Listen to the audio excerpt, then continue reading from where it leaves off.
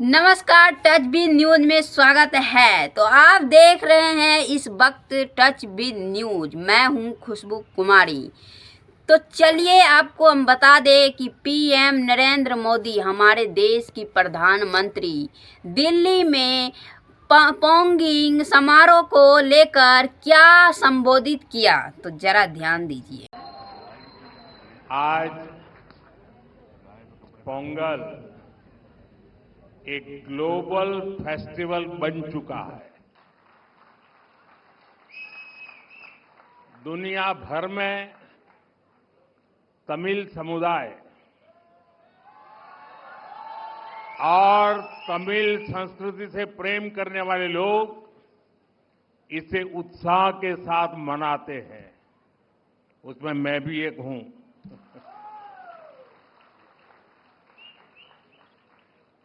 इस विशेष पर्व को आप सभी के साथ मनाना मेरे लिए सौभाग्य की बात है। हमारे तमिल जीवन में पोंगल एक सुखद अनुभूति की तरह है। इसमें अन्नदाता की मेहनत, धरती और सूर्य के प्रति आभार का भाव है। साथ ही ये पर्व हमें प्रकृति, परिवार और समाज में संतुलन बनाने का रास्ता दिखाता है। इस समय देश के अलग अलग हिस्सों में लोहड़ी, मकर संक्रांति, माघ बिहू और अन्य त्योहारों की भी उमंग है। मैं भारत और दुनिया भर में रहने वाले सभी तमिल भाई बहनों को पोंगल की और सभी पर्वों की बहुत बहुत शुभकामनाएं देता हूं। मोदी ने इस वीडियो में बताया कि कौन कौन सी पर्व, तो मैं बता दूं, मोदी जी ने बताया लोहड़ी, मकर संक्रांति और पोंगल दिवस की हार्दिक शुभकामनाएं दिए सभी भाई बहनों को, देशवासियों को। आपको मेरे तरफ से भी आप सबको हार्दिक शुभकामनाएं मकर संक्रांति की।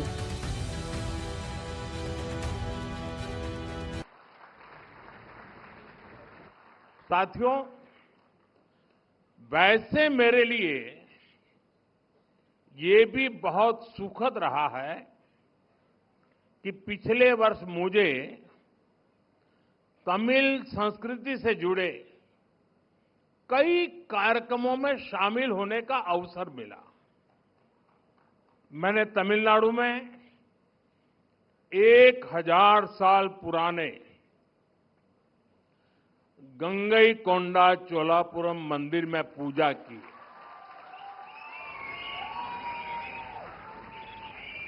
वाराणसी में काशी तमिल संगमम के दौरान सांस्कृतिक एकता की ऊर्जा को पल पल उसके साथ जहां भी रहा मैं जुड़ा रहा, मैंने उसे महसूस किया। जब मैं पंबन ब्रिज के लोकार्पण के लिए रामेश्वरम गया था तो तमिल इतिहास की महानता का फिर एक बार साक्षी बना था। हमारी तमिल संस्कृति पूरे भारत की साझी विरासत है। इतना ही नहीं, पूरी मानवता की ये साझी विरासत है। मैं एक भारत श्रेष्ठ भारत की जिस भावना की बात करता हूं, उसे पोंगल जैसे पर्व और सशक्त बनाते हैं। साथियों, दुनिया की लगभग सभी सभ्यताओं में फसलों से जुड़ा कोई न कोई उत्सव मनाया जाता है। तमिल संस्कृति में किसान को जीवन का आधार माना गया है। तिरुकुरल में कृषि और किसानों पर विस्तार से लिखा गया है। हमारे किसान राष्ट्र निर्माण के मजबूत साथी है। उनके प्रयासों से आत्मनिर्भर भारत अभियान को बहुत मजबूती मिल रही है। केंद्र सरकार भी किसानों को सशक्त बनाने के लिए प्रतिबद्ध होकर लगातार काम कर रही है। साथियों, पोंगल का त्योहार हमें प्रेरित करता है कि प्रकृति के प्रति आभार केवल शब्दों तक सीमित न रहे, उसे हम जीवन शैली का हिस्सा बनाएं। जब ये धरती हमें इतना कुछ देती है, उसे संजोने का दायित्व भी हमारा है। अगली पीढ़ी के लिए मिट्टी को स्वस्थ रखना, पानी को बचाना और संसाधनों का संतुलित उपयोग करना सबसे जरूरी है। मिशन लाइफ, एक पेड़ मां के नाम, अमृत सरोवर जैसे हमारा अभियान इसी भावना को आगे बढ़ाते हैं। हम खेती को अधिक सस्टेनेबल और पर्यावरण के अनुकूल बनाने के लिए निरंतर काम कर रहे हैं। आने वाले समय में सस्टेनेबल खेती के तरीके,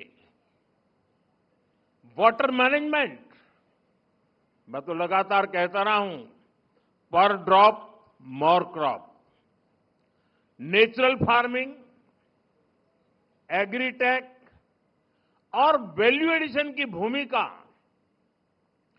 बेहद महत्वपूर्ण है। इन सभी क्षेत्रों में हमारे युवा नई सोच के साथ आगे बढ़ रहे हैं। कुछ ही महीने पहले मैं तमिलनाडु में नेचुरल फार्मिंग से जुड़े एक सम्मेलन में शामिल हुआ था, जहां मैंने देखा कि हमारे तमिल युवा कितना बेहतरीन काम कर रहे हैं। यानी प्रोफेशनल लाइफ की बड़ी बड़ी चीजें छोड़ करके वो खेत में काम कर रहे हुए मुझे मिले।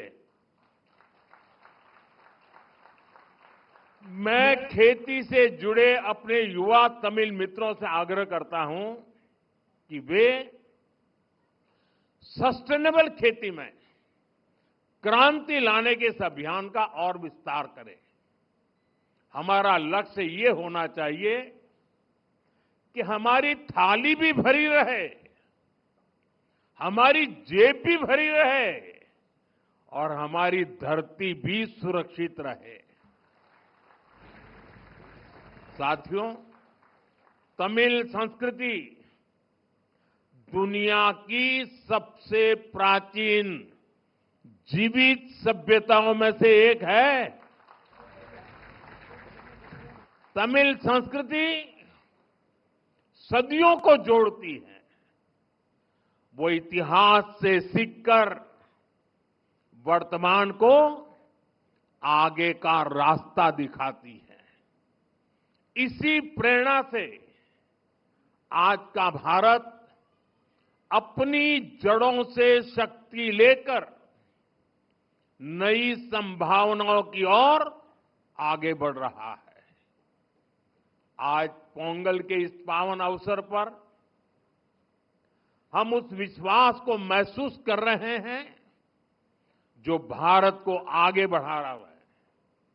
एक ऐसा भारत जो अपनी संस्कृति से जुड़ा है, अपनी धरती का सम्मान करता है और भविष्य को लेकर भरोसे में भरा हुआ है।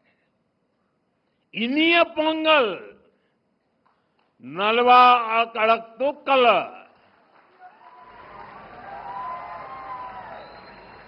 वाळगा तमिल, वळगा भारतम।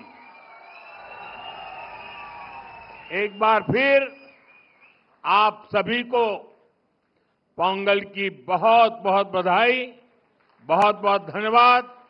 वणक्कम। ये थे मोदी जी का भाषण। आप सबको अगर वीडियो पसंद आया तो चैनल को जरूर से जरूर सब्सक्राइब करें और शेयर करना ना भूलें, लाइक करना तो जरूर ना भूलें।